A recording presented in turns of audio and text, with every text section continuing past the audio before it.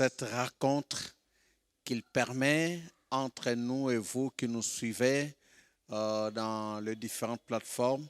Nous vous saluons et nous prions que la bonté de Dieu vous accompagne. Nous sommes là dans le cadre de notre émission Bâtir la maison mariage. Bâtir la maison mariage, cette émission qui nous permet de contribuer au travers des enseignements, de partage d'expériences, de conseils, afin que le mariage soit stable, le mariage soit un lieu de bonheur, un lieu de paix, un lieu de réconfort pour tous.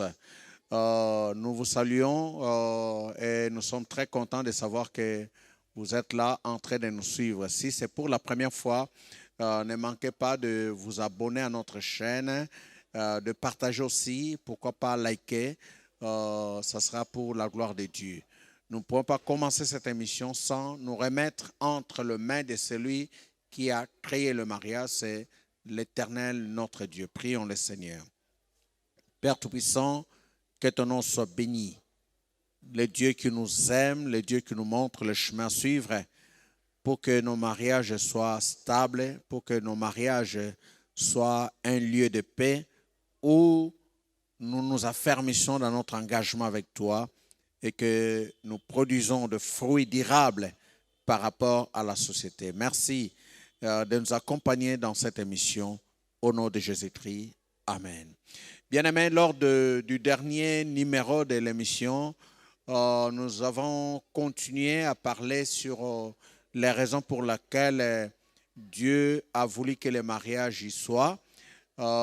Et spécialement dans le numéro précédent, nous avons parlé de l'acceptation de l'autre comme étant un élément très important qui contribue à la communion, surtout la communion horizontale.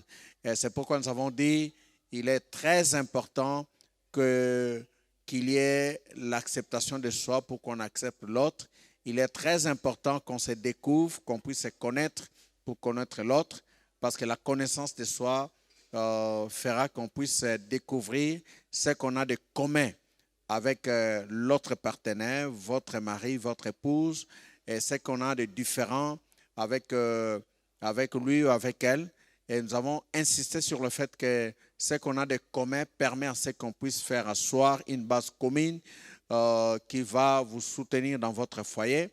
Mais ce qu'on a de différent fera qu'on puisse y travailler pour que l'un puisse compléter l'autre. Mais aussi si ces différences peuvent entraver la bonne marche du couple, chacun va maintenant commencer à travailler sur l'autre pour que ce qui pouvait être comme défaut ne le soit plus. C'est comme ça que nous devons nous soutenir les uns les autres si nous voulons bâtir la maison mariage. Aujourd'hui, nous voulons ajouter un autre élément très important aussi qui permet à ce qu'il y ait communion sur le plan horizontal. Quand nous parlons de la communion sur le plan horizontal, en fait, c'est la communion qui doit être la communion qui accompagne l'homme et la femme dans le cadre du mariage. Parce que sans communion, il n'y aura pas harmonie. Sans communion, le couple ne va pas aller loin. Sans communion, la vie ne sera pas aisée dans le cas du couple. Aujourd'hui, nous voulons souligner un autre élément qui peut renforcer la communion de l'homme et de la femme dans le cadre du mariage, c'est l'humilité. L'humilité, c'est une vertu importante qu'on doit capitaliser dans le mariage. J'aimerais lire ce passage qui nous dit, les passages de 1 Pierre chapitre 5, au verset 5 et 6 sont dit, « De même, vous qui êtes jeunes, soyez soumis aux anciens, et tous, dans vos rapports mutuels, revêtez-vous d'humilité, car Dieu résiste aux orgueilleux, mais il fait grâce aux humbles. » Au verset 6 on dit, « Humiliez-vous donc sous la puissante main de Dieu, afin qu'il vous élève au temps convenable. » C'est vrai que le contexte du passage que l'apôtre Pierre est en train de s'adresser aux jeunes, qui doivent se soumettre aux anciens, mais il souligne un élément très important. Il dit, dans nos rapports mutuels, dans vos rapports mutuels, revêtez-vous d'humilité. Bien-aimés, dans les rapports mutuels entre l'homme et la femme, l'humilité a sa place. L'humilité a sa place.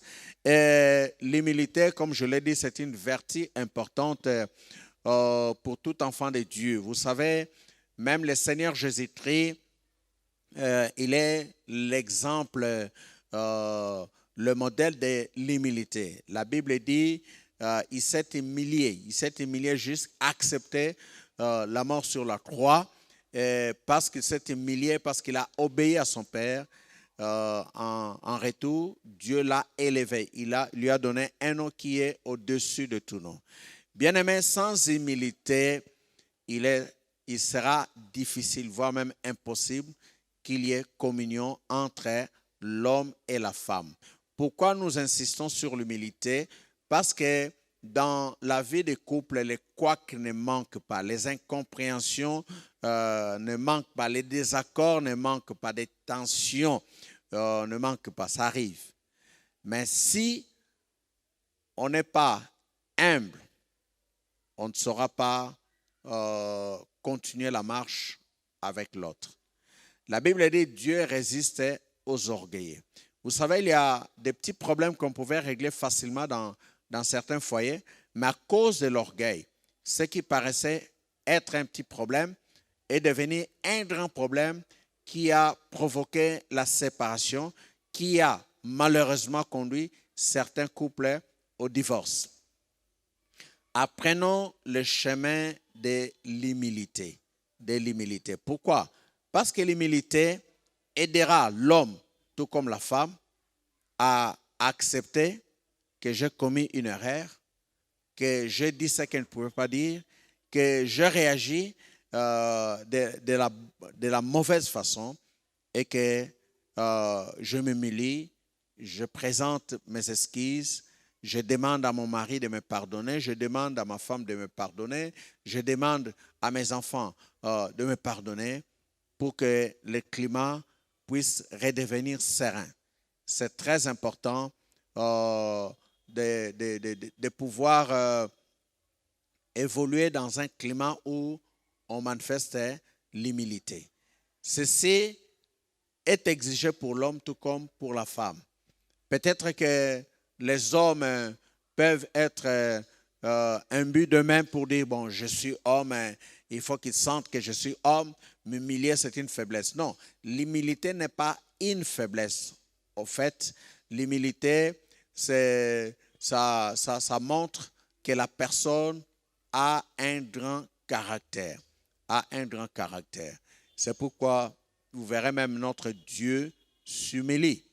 Il s'abaisse pour nous aider à continuer notre chemin. Il est très important que les hommes puissent s'humilier lorsqu'il y a un problème, lorsqu'il y a un différend, lorsqu'il y a un désaccord dans le foyer. Il en est de même des femmes aussi. Elles doivent s'humilier. Elles doivent dire non, je vais lui montrer que je suis importante. Sans moi, lui, il sera déséquilibré. Non. Le mariage, Dieu ne l'a fait pas comme un lien de rivalité, un lien de combat. Non. Ce n'est pas pour cela que Dieu a créé les mariages. Au contraire, Dieu a créé les mariages pour que l'un puisse aider l'autre. C'est pourquoi même quand, avant de créer la femme, Dieu a dit, je lui ferai, et il a dit à l'homme, je lui ferai une aide. Bien-aimé, or, on n'aide que la personne qui est faible. Donc, Dieu savait que l'homme, il est aussi faible, il doit être aidé par un être qui est la femme. Tout comme la femme a ses faiblesses aussi, partant même de son physique, mais qui doit être aidée par l'homme à qui Dieu a donné de la vigueur. Bien-aimé, tout cela n'est possible que lorsqu'on apprend le chemin de l'humilité. Vous savez, l'humilité doit commencer d'abord avec Dieu. Lorsque nous savons nous humilier devant Dieu, C'est pourquoi, dans ce passage, on a insisté, au verset 6, on dit « Humiliez-vous donc sous la puissante main de Dieu ». Quand on sait s'humilier devant Dieu, qu'est-ce que Dieu va faire? Qu'est-ce que Dieu va faire? Il va nous élever parce que nous avons commencé par nous humilier. Mais lorsque nous ne sommes pas prêts à nous humilier devant Dieu, il nous sera difficile de nous humilier aussi devant notre conjoint ou devant notre conjointe. Pourquoi? Parce que Dieu, il est celui qui nous brise d'une manière ou d'une autre pour nous façonner afin que nous soyons à l'image de Jésus-Christ, son Fils, qui est le modèle de l'homme parfait. L'humilité permettra à l'homme et à la femme de continuer, de ne pas rompre le dialogue, la communication. L'humilité permettra à l'homme ou à la femme de comprendre l'autre et d'être prêt même de l'accepter, de le pardonner et de l'aider même pour qu'il puisse se relever et qu'on puisse continuer à cheminer ensemble. Je peux prendre pour cela l'exemple du premier couple, l'homme et la femme, que Dieu a créé en premier, Adam et Ève. Nous savons que dans le jardin d'Éden, il s'est posé un problème.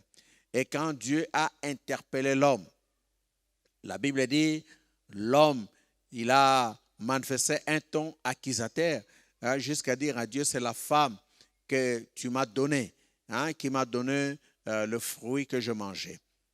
Mais vous allez vous rendre compte qu'à la fin, Dieu les a chassés du jardin.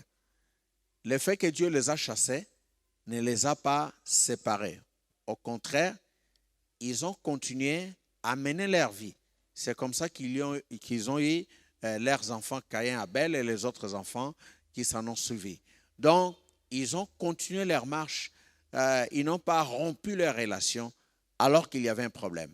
C'est pour nous dire que nous pouvons avoir des problèmes dans le foyer, dans notre marche, en tant que conjoint, en tant que mari, en tant qu'épouse. Mais cela n'est pas une raison pour que nous ne puissions pas continuer à évoluer dans notre vie conjugale. Si nous pratiquons l'humilité, ça nous aidera et bien des problèmes seront surmontés, bien des problèmes seront résolus facilement. Et ceux qui nous observent pourront avoir l'impression comme si on n'a pas de problème, ces couples n'ont pas de problème alors qu'ils en ont, mais ils savent les résoudre, entre autres, parce que l'homme sait s'humilier, la femme sait s'humilier. Et lorsque nous nous humilions, conséquence, Dieu va nous élever. Pourquoi? Parce qu'il est celui qui résiste aux orgueilleux, mais il fait sa grâce, il accorde sa grâce aux humbles. Nous vous encourageons à continuer à manifester de l'humilité, même si vous traversez des tempêtes dans votre foyer. Apprenez à être humble, résolvez-les et Dieu va vous accompagner. C'est de cette façon que vous allez continuer à bâtir la maison mariage pour que cette maison soit stable. Bien-aimés, c'est un plaisir pour nous d'être avec vous dans le cadre de cette émission. Comme l'avons dit au début, continuez à vous abonner. Pourquoi ne pas partager l'émission, à liker. Que Dieu vous bénisse, que la grâce de Dieu vous accompagne et que l'humilité soit une priorité dans votre foyer. Nous allons nous retrouver au prochain numéro où nous allons faire participer un couple pour parler d'un autre sujet très important. Que Dieu vous bénisse. Ciao.